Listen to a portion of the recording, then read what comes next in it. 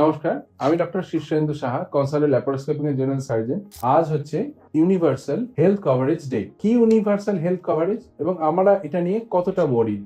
Universal health কভারেজের তিনটে component, যেটা সাধারণ মানুষের জন্য খুব ইম্পর্টেন্ট। কি? একটা হচ্ছে health is access for all, মানে সবাই হেলথ কভারেজটা পায়, এবং সার্ভিস কভারেজ।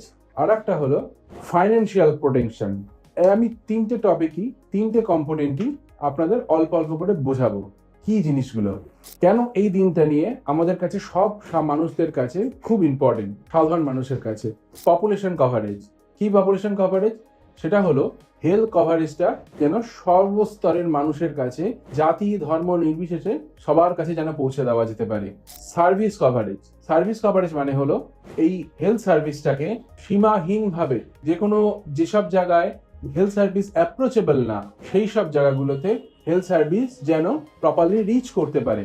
এবং that is a financial accountability, যাতে আমাদের এখনো আমরা যে কান্ট্রিতে থাকি, বা আমরা এখনো বহু লোকজন দরিদ্র সীমার নিচে থাকে, যাদের পক্ষে হেলথ সার্ভিসটা এখনো ইজিলি অ্যাক্সেসেবল নয়, তাদের কাছে যাতে কোনো রকম হেলথ প্রবলেম যাতে প্রবলেমেটিক না হয়ে দাঁড়ায়, বা সেটা কোনো সমস্যা না তৈরি করে, সেই কারণের জন্য ফিনান্সিয়াল প্রোটেকশনটাকে আমাদের অ্যাপ্লাই করতে হবে। আমাদের এই প্রবলেমগুলোর জন্য আমাদের গভর্নমেন্ট এবং সেন্ট্রাল গভর্নমেন্ট এবং স্টেট গভর্নমেন্ট একসাথে কিছু প্রকল্প করে। তার মধ্যে আমাদের স্টেট গভর্নমেন্টের একটি প্রকল্প হলো স্বাস্থ্যসাথী প্রকল্প, যার মাধ্যমে অনেক সাধারণ মানুষ উপকার পেয়ে থাকেন।